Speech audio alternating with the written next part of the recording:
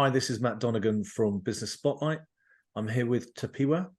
Tapiwa, can you tell us um, who you are, what you do, and how long you've been doing it for, please?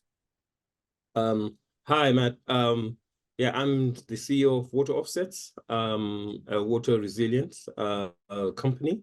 Basically, Water Offsets is a vertically integrated water tech company that provides a whole of market solution. What that means basically is that we provide software to manage water resources and to deliver water credits. We also carry out detailed design using our multidisciplinary team to facilitate the delivery of the solution, and we also provide the hardware solution. The major issue that you find with water typically is you can't really resolve it if you're just providing one element of it, if you're just providing the software and not the hardware and not the design solution. That's what we found to be the most effective way of dealing with it, where you've got a comprehensive answer. And so the offer is a package offer that typically in the UK it addresses water neutrality and nutrient neutrality issues that have been affecting developments in the UK. Water neutrality is affecting Horsham, Crawley, and Chichester, and nutrient neutrality is affecting, most of the UK up and down the country. More than 100,000 homes have been affected or can't be built. Places in Norfolk, along the southwest coast, and so forth. So there's a bit of history associated with that in terms of how do we come to this situation. Particularly the issue revolving around water neutrality is that in the North Sussex water resource zone, it is considered that we're overmining the aquifers to the detriment of the ecology itself locally, such that that is then meant that we've now had the water neutrality designation, which means that any new developments will need to be water neutral. So if you're building a whole new 100-unit development on a greenfield site, it will need to have no impact on the current water that's being abstracted to facilitate that development. Okay. The implication is that you need a much more efficient, just take that again. The implication is that you need a much more water efficient site. And also, if there are any remaining water demands after efficiency works, then you need to offset that. Typically, we install grey water recycling units within these homes or resorts. We have managed to deliver the UK's largest water neutral development, which is 800 homes, only needing 67 litres per person per day. And we've also designed the UK's first ecotourism development, 171, consisting of chalets and apartments that is only going to require 71 litres per person per day. It's a whole holistic system which then looks at how do you reduce water consumption based on grey water recycling, water efficient fittings, and how do you make a holistic design that incorporates the drainage to complement your water strategy as well. So what made you start the business in the first place? Because there's what you're talking about is a very challenging environment and an environmental issue as well. What made you start the business in the first place? Was it demand? Was it you saw the potential in the marketplace? Tell me how you started the journey. I'll say my relationship with water is very long. I learned to really see a lot of value in water when I was spending quite a lot of holidays on my grandparents' farm. So what would happen is during the rainy season, they had a 5,000-litre tank where we would actually get water from the corrugated roof, and the water would just do traditional rainwater harvesting and would have enough water supply for 6 months of the year. Okay. But during the drier months of the year, you'd actually have to go to a dam, literally, and to wells as well, every 2 weeks to fetch water. which was in an experience of itself, because it was like 20 miles away, and it's half a day lost in terms of anybody's productivity. But then that's a priority for you to get water. So for me, water has been quite a very thing that's close to my heart, and something that I've always considered to be to be a very, very precious and noble asset. Culturally, I think a lot of people do not see that other part of water, that it's not an end of tap solution or an end of tap fact where water all of a sudden appears in your tap. There is a whole environment that's affected by how you use water and how water is obtained.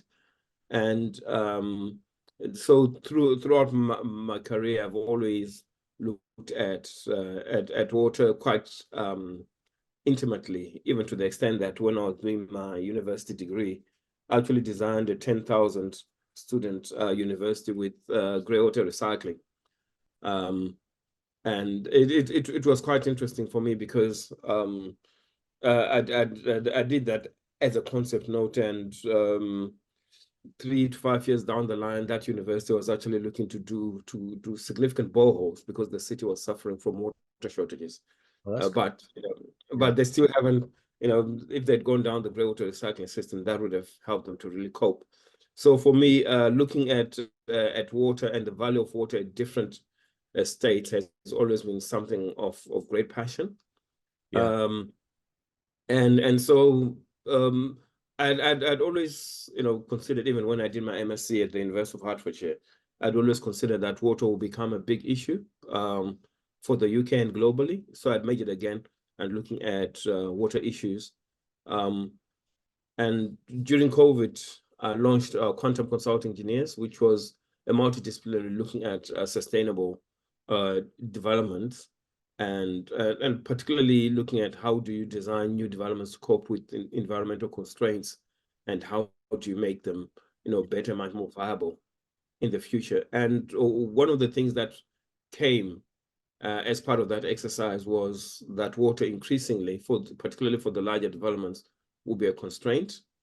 And we had a client who had proposed to look at potentially delivering up to 3,300 units on a new development that we're working for. And one of the major issues that we found was that water was a constraint. But then when we came up with a solution to have a circular system within the design, which incorporated the drainage and the harvesting of grey water, it meant that we could extend that development to 5,600 units, which completely changed the metrics in terms of the value proposition of that entire development and what you could actually get out of it. So you're really adding value to developers, and you're removing obstacles in the move towards building more houses, which are desperately needed in the UK. What makes your business stand out in your sector? What's your USP? I would imagine is this quite an active area now? It seems to me more pressing. It's in the press more. I think it's in the press more, but then I think that we're uniquely positioned because we are dynamic in the way that we approach the business. We've developed our own software to deliver bottled water neutrality and nutrient neutrality solutions. So we can monitor the use at both the developed site and the offsetting site instantaneously, and we can demonstrate how those credits are transferred between those different sites if as required by regulation. I think having that software, which is also geographically linked, it also means that we can actually be able to verify the metrics in terms of performance in perpetuity. Because with all of these environmental issues, the major thing that you find is verification, and the metrics are very important, especially in a situation where you've got a new regulatory requirement and a new performance standard. For instance, water neutrality requires new developments to only hit 85 liters per person per day. That will need to be demonstrated in perpetuity until it is found that that ecological environment is not being undermined by water obstructions. Okay. Um, When I look at the marketplace and I think about demand and growth, are you seeing an increased demand for your services? And if so, what's the business journey likely to be? Do you think it's going to be a hockey stick? Do you think there's going to be a smooth growth of your business? Are you seeing this as a growth sector? I think for us, it's a growth sector. We have looked at expanding our reach because what we're doing in the UK is important for other domains as well. We have the same water issues that we're having in the UK as we're having in Mexico, Brazil, South Africa, you name it. And so basically, these are water resilience issues that are born out of the fact that we're having rapid urbanization in most of these areas. In the UK, for instance, we are overmining our aquifers because of human demand and demands from industry. We're overmining our aquifers by 700 million liters per day. That is significant. So 700 million liters per day is nearly 1 billion liters per day. Yeah. And given that we've had 2 successive droughts over the last 2 years, that and the advent of climate change, it means that issue is going to continue to be there. Yeah. And just as a case in point, if you've been following up the news, particularly in the water sector, the minister Michael Gove, the levelling minister, he stated that they want to build a new Silicon Cambridge consisting of 250,000 homes. Yeah. Now, 250,000 homes, all of those new homes, they need water.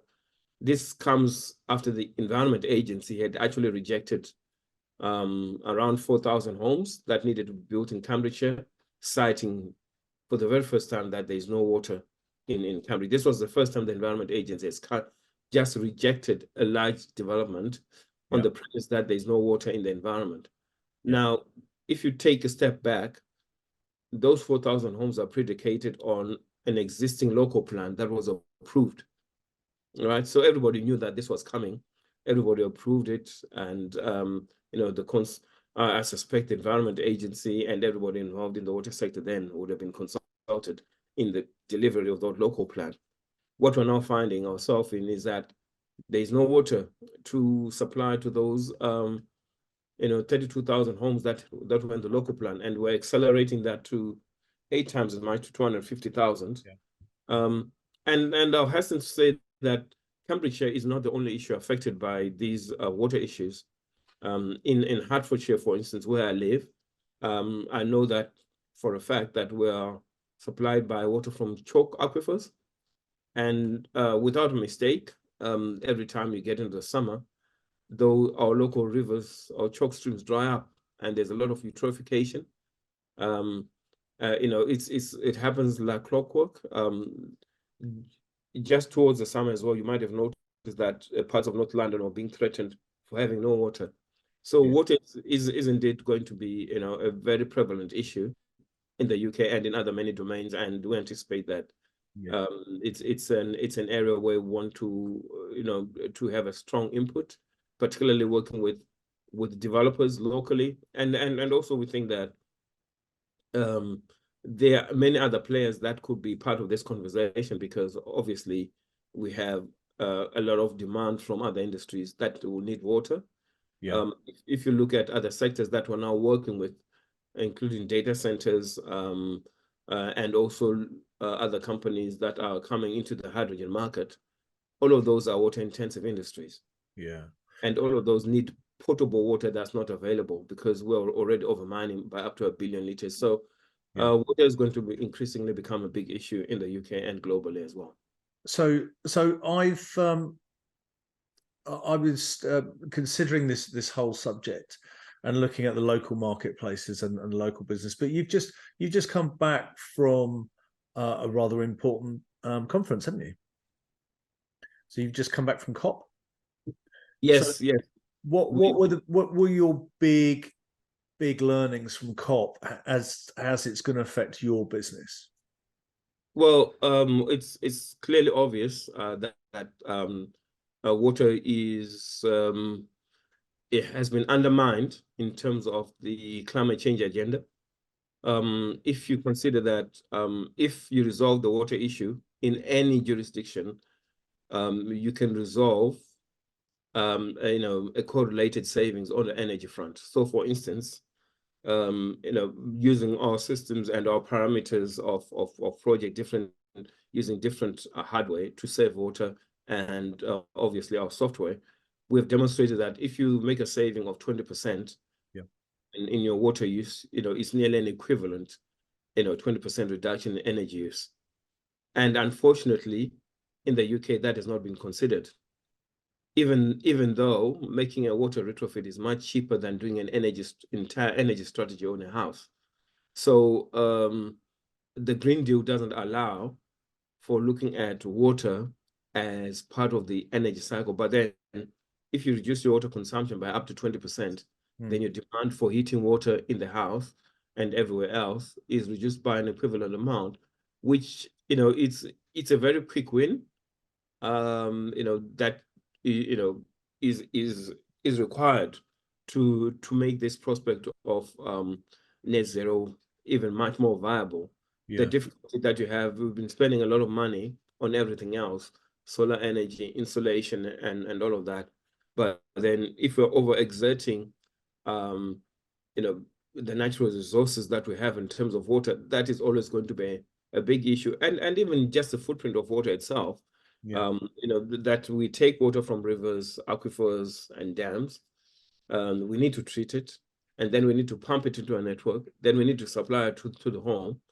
Then at the other end, you have to pump it back to the sewer treatment works, treat it again, and then discharge of it, or recirculate it. So that entire, energy cycle that's just associated with all of that water use, which you could reduce. So if you reduce the 20% at community level, you can reduce the 20% of energy that you need to pump all of that water just from the sewer treatment works or water treatment works themselves to manage the water circulation. So there's a lot of, I would say, it's a big oversight, but we also think that in order to meet some of the big, biodiversity and ecology targets, and even some of the projects, because you can't deliver a biodiversity net gain strategy without having sufficient water within the environment. So that relationship has been, there's been a disconnect, but increasingly we think that there's a greater appreciation that water needs to be really considered seriously, and as part of the catalyst that will actually help us meet the net zero targets. The other thing that we've really managed to really demonstrate is that in most cities, and in fact in any city globally, we can reduce the water consumption by at least 20% to 40% using both hardware and software solutions, which then changes the dynamic of the linear water model that we currently have, where there's an expectation that whenever a city grows, for instance, you're going to install a new dam, you're going to install new treatment works, but then we're saying, that's where you can't guarantee the rains. You're doing that on the predication that it's always going to rain. That you cannot guarantee. We've got cities that are investing into new dams with existing dry dams. So you've got a situation where our argument is that the water is not in the environment anymore. You need to look at the point of use, at the individual point of use, be it at household or at industrial level, and reduce the water consumption there so that you can create that capacity. Okay, so Tapiwa, I can understand some of the challenges in the industry, and environmentally, it sounds like we haven't been investing in society in water and water offset. What do you think the main challenges for your business are? You've got what seems like a rapidly growing market. You have more people being concerned about climate change. There's huge stresses and pressure on house builders in the UK. There's a lot of development happening. Well, so there seems to be a great market for you if we're looking at this from a business perspective. What are your challenges in developing the business? I think one of the challenges is in quickly developing capacity and skill set. Because we have come up with a new philosophy of doing this. And we're actually looking to publish a book, early next year. That's going to be available, to the company first, but then we'll most probably make it available globally via the United Nations channels as an online course where people can learn about a different way of designing water infrastructure and approaching water infrastructure in a circular way, other than the linear model that we currently have. Sure. Because if you look at the circularity, that's where the most value is, where you can look at water in different states and different qualities and maximize the value based on different qualities. Okay.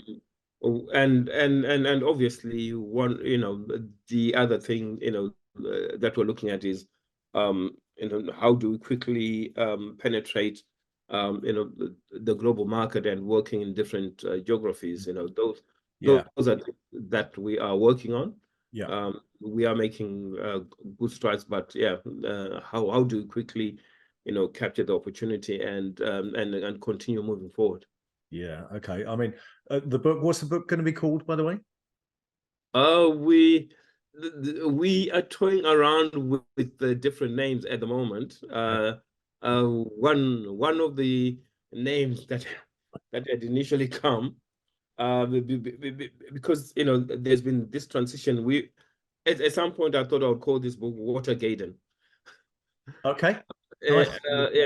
Because it was it was just looking at the constraints, but then I think to actually provide it as a technical guide, I think we're going to give it a more technical name that looks at the circularity of water. But there might be a small episode of Watergate and maybe 3 months of just talking about the demise of water and obviously what we do have a critical demise. We also have solutions that we really want to champion. That's what we want the focus to be on, building the capacity, a new way of thinking and a new way of delivering water services to community. Okay. So look, as a business owner, let's think about you as a business owner. You've got these huge challenges to get in the marketplace. It looks like there's a very large market. It's a global market. What are the challenges what's the biggest lesson that you've learned over the last few years? What's the thing that is really tapping you on the shoulder and saying, that's the one, that was the big moment, that was what I learned? I think one of the big learning points is that keep it simple in terms of what you're trying to deliver, and always listen, because you might have the absolute perfect solution that the market needs, but it's the way that the market sees that problem and how they see it being resolved. Yeah. And sometimes is one lever can open the door, and it's understanding that lever from the client's point of view, and what really makes those things open. And again, as you know, that water traditionally is typically monopolistic by its nature. Take a case in point in the UK, for instance. The way that water is administered and the way that water is delivered to the market, you only have a core of companies that really deliver it into the market. And the UK is no different from many other territorial environments. What is now creating the disparity is that self-coping mechanisms is what has then led to different plays in the market. For instance, where there's no other way, the water company can't really do this, to facilitate either development or the water is just not there. People have to cope on their own. So you've got proliferation of people needing to have their own boreholes, proliferation of people needing to have their own treatment works, proliferation of all of those self-coping mechanisms that are coming out of necessity. And the reality is that regulation sometimes comes late or is reactionary to reality. But that's horses and courses, because increasingly, there's a greater understanding that water is much more dynamic in terms of the way that it needs to be viewed and monitored and managed, and it's also taking people along that conversation that there is a lot of value that can be rinsed out of the water market, but it's how does regulation capture that value so that all of these things that really affect water, they should be considered as part of the water infrastructure. It's not like, if you reduce the water consumption, if you've got a mechanism of reducing water consumption of cities, for instance, by 10, 15, 20%, then surely that's part of the water infrastructure. It's no longer a nice to have, and so a way, a mechanism of then financing that eventuality needs to be well regulated so that more private sector funds can easily get into that market. So more challenges. It sounds like you've got business environment challenges as well as environmental challenges. If you met your 18-year-old self, what would you advise them to do from a business perspective? If I was to meet my 18-year-old self, I would say learn every business skill that you can learn quickly, and learn to be very resilient. Because when you are starting new businesses, you need to be very dynamic, and you need to be very versatile. You can't necessarily be in terms of versatility. You need to understand marketing. You need to understand accounts, finance. You need to understand models. As the business evolves, you can't be really doing everything, but initially you need to have an insight of what it is to have a good social media presence. And again, you need to quickly learn to lead, to talk to people. You actually learn that business is literally 50% engaging with people, having a conversation, and 50% delivering the technical solution. And the more comfortable you become in front of people, the more comfortable you become in front of cameras. Because what's your key motivation? My key motivation is in all of these societies that we're working in. If we can get water to the least common denominator in those societies, then our work is done. It's good. And so for us, that's the big thing. And the more we can actually, get across, that message and have that impact, then would have done our work. But yeah, you can't, as a business person, you have to appreciate that there's what I call the velocity of understanding and information. It's rapid in terms of the availability of information that's out there, and also the availability of understanding of technical facts. It's open, but as a business owner, you need to have that dynamism of understanding those facts and quickly being able to adapt and understanding, those variants, within the market, and what causes levers to move within different client bases. Okay.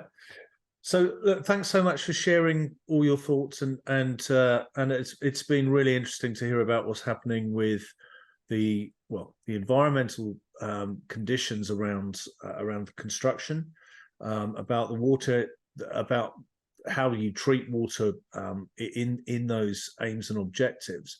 I hadn't realized, in all honesty, how important it really was in terms of our environmental goals, net zero, etc.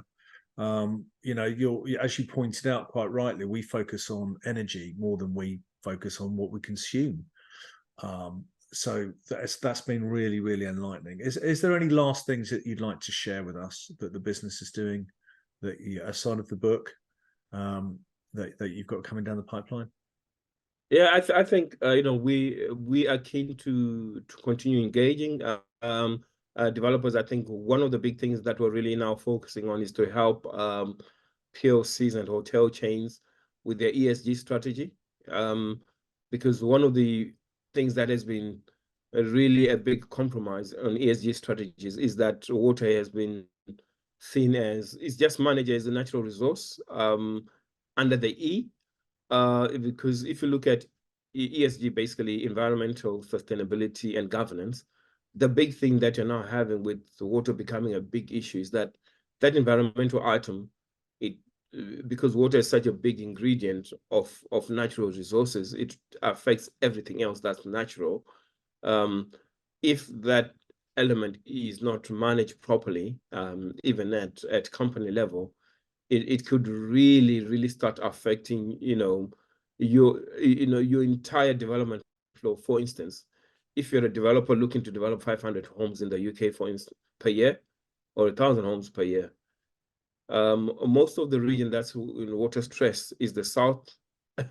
Basically is the south, where we don't have sufficient water, where most of the home counties are highly water stressed, and so if you don't consider water as part of your big environmental play and actually working through your ESG strategy, because then how that works through all of the social issues that then arise because of water in those communities where you're building your developments, and how you actually govern that as a risk management process throughout your development pipeline is quite important. So companies have to preempt that, because that can actually be a sticking point if you have funded to the tune of 500 to 1,000 homes, or if you're a hotel chain doing 1,000 hotel beds every year.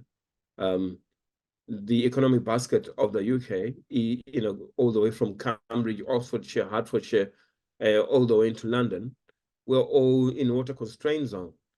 So all of those businesses where you've got a big ticket item, which is water, and even the proliferation of data centers, they're now being constrained in terms of development because of water. Yeah. And all of these things are, they are increasingly really affecting where we're going as a nation. And so I think a lot of companies that have an under-egged water, or it's not being considered because it's not really been understood, that's an element where we're now beginning to help PLCs and companies and hotel chains to really look at and water and how they could, protect themselves going forward. And some of those things like water neutrality and some of those techniques, we're actually embedding them in some of the ESG policies and matrices that companies are taking forward, because it's you can have an environmental play which will make your business viable long term, or not have an environmental play, and then that becomes a constraint to you delivering it. And so if that's understood all the way up to board level, as part of the business case, then there is a good chance of being successful. And what we're also doing, we're also lobbying water companies to really provide incentives for some of the work that we're doing, particularly Southern Water is now looked at incentives where if you install grey water or rainwater harvesting, Thames Water has also launched a similar initiative where they will pay up to 50% for grey water or rainwater harvesting for new developments. And so all of those things are coming to the market now, but they are not visible because people don't understand them, or don't know where to look, for instance. But we see that there's big value in resolving that, because increasingly that element of water is really going to become a significant constraint if it's not managed properly. For a lot of companies that are into development, or that will need water for any part of their business. Sure. Okay. Well, look, thanks so much for your time today. Wish you continued success with your business. You're definitely going to be busy. I can see that your market's going to be growing all the time. You've got growth plans in place. You've got a market that seems to desperately need what you have. I wish you every success in the future, and let's keep in contact and hear more about what Water Offsets is up to. Thank you so much. Have a good day. Thanks, Tapiwa. Thank you.